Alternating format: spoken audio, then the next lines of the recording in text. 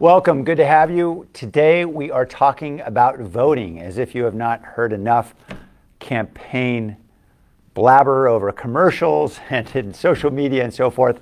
We're not going to talk about the campaigns, we're just going to talk about voting itself, because we want to make sure everyone knows how to vote, how to register, and ensure that everyone knows where to go if they'd like to vote in person. So we're going to talk about that, and then we're going to talk briefly also about something less interesting than voting in elections, and that is budgets, because we've got our annual report coming to council tomorrow. I'll tell you a little bit about what's going on with the budget.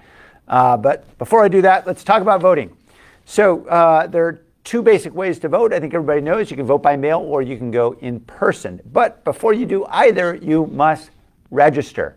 And it so happens that today, Monday, is the last day to register. So please go to RegisterToVote.ca.gov so you can register online. You must do so by today in order to register properly to vote. Now, that doesn't mean you can't vote, because people who register late can still fill out what they call provisional ballots. So do not fret. If you missed the deadline, register anyway. Go on to RegisterToVote.ca.gov. So if you missed that registration deadline, you can conditionally register. You'll cast a provisional ballot, and you can do that by visiting the registrar or a voting center 14 days prior to and including Election Day, so for that full 2 weeks. And of course, if you want to vote by mail, you can do so with free prepaid postage. It does not cost you a cent, but it has to be postmarked by Election Day, which is November 3rd. So please mail that right away. And you can track your ballot on where'smyballot.sos.ca.gov, so you can watch it get to the registrar and ensure that it gets voted. It gets tabulated. And let me assure you, if there are folks out there speculating about voting twice and problems with voting and all that kind of stuff, VoteCal is a voter registration database that the registrar and statewide Secretary of State uses to prevent anyone from voting twice. So we have good systems in place to ensure that your vote counts and it doesn't count more than it should. So just talk to you about registration and voting by mail. There's also voting in person, and here's what's I think pretty darned exciting and fantastic for the many Californians who want to vote this year, is that you can go to any voting center, any vote center, or any ballot drop box location throughout the county, and you can vote. It doesn't even have to be in your neighborhood. It could be near where you work or where you drop your kids off for school, wherever it might be.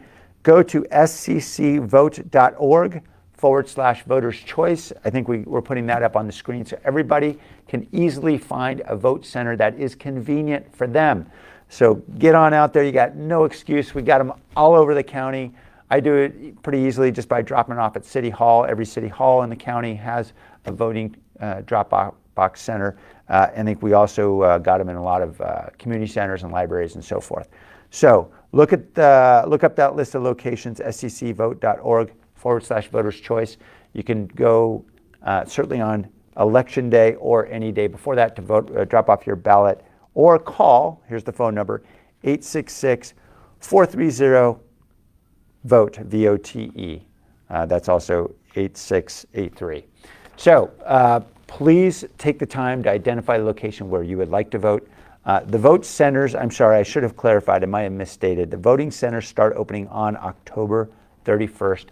Please wear a mask and come as you would to any other location where there be a lot of folks in the public. Wear a mask and you can vote there, or you can just drop off your ballot, whatever you feel more comfortable doing. It just so happens that as of September 4th, more than 21 million Californians have registered to vote, more than a higher rate than we've had in, I think, 65 years, which is tremendous. 85% of the eligible voting population has registered, so people are fired up to get out to vote.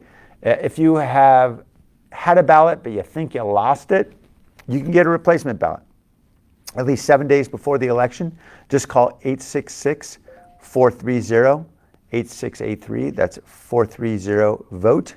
And that will get you a replacement ballot. After that, the replacement ballots, that is if you're within 7 days of the election, replacement ballots are only available in person for pickup at the registrar or at a voting center. How do you know where a voting center is? You go to sccvote.org/ Voter's Choice, and you'll see a list of 100 locations throughout the county. So they have made it really easy for us this year. Please vote. Thank you very much for doing so. Okay, so less interestingly, of course, budget. Tomorrow we are considering this tome. It's called the Annual Report. This describes sort of more or less how they're going to reconcile what we thought we had in terms of budgetary dollars and any changes that have come up in the last few months. And we're kind of closing the books on the fiscal year, which ended June 30th. That's sort of the standard way it works. A couple months after the fiscal year is done, you close the books, you reconcile everything. And I raise this issue because the budget's going to be more and more in the news in the months ahead, certainly for the city of San Jose, but of course for the state of California, for the county, for everyone, every public agency that is struggling mightily through a very deep recession and through a time when there's frankly a lot of uncertainty. So I want to tell you a little bit about what's going on with us in the budget situation, the annual report that you can learn more about by going online tomorrow and watching the city council meeting, or you can go online and get this report online. First, the good news is we have been managing our finances pretty well in the city. We have the highest bond rating of any major city in the state. We have managed to get through this early part of the recession without any cuts in major services and any layoffs of any full-time employees. That is significant, and frankly, most public agencies cannot say that. We are fortunate to have federal money through CARES Act that helped backfill some holes that we have, and we don't know that that money is going to be around after December 31st. We know that the dollars we were given expire at that point, and then it's up to Congress whether or not to allocate any more federal money. So we're tightening our belt because, frankly, we don't know what's going to happen with Congress, and we certainly aren't going to count on it. So what we're doing in the action tomorrow is likely, if all goes as planned, is we're going to set another $14 million aside to put into a deficit reserve. I'll put a reserve somewhere around $35 million. That'll help us buffer against what we know will be another deficit year next year, because we expect a recession will take its toll. Revenues will drop, and we know we have more needs than we've ever had because of the recession. For example, we spent $30 million of the federal money just dealing with distributing food in our city and in some other cities as well. So a lot of families in need, obviously, that requires more government help. We spent more than $100 million, I think more than $125 million, I believe, just on homelessness as a result of the federal assistance. So all of those issues are going to continue to be substantial. And so we're going to need to tighten our belts so we can focus our dollars on our highest priorities in helping those most in need.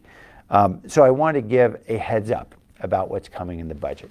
I expect there will be a significant deficit when we start to get those numbers in roughly in early February, late January. It's at that time we'll be having a release of a 5-year projection from the city manager's office looking at our deficits. We'll start planning accordingly. We're going to be tightening our belts, talking obviously to our employees, our community, about where we can best tighten our belts and still provide the critical services that you need and depend upon. And I'll release a budget message in March that will begin really the formal public budget making process, and we expect you'll engage with us and let us know about how you feel. So we want to make sure everybody has a good heads up so folks can start to get their heads in the game and focus on what we all need to do as a community to pull together through these tough times. We know tough times are going to come and go, but we're going to rise above them as a city because we're able to come together in tough times and tighten our belts, make the sacrifices we need to, but hopefully keep everybody on board. Thank you for taking the time. We'll now go to questions. If you have any questions, feel free just to type them in Facebook, and they will shout them out my way. Unless, of course, there are no questions. We don't have any questions. We don't have questions. Fantastic. But you can remind folks that we will respond directly in the comments if they have some later. Yeah, that's what we're going to do. Yeah, so after watching this, you're still puzzled, as people occasionally are after listening to me.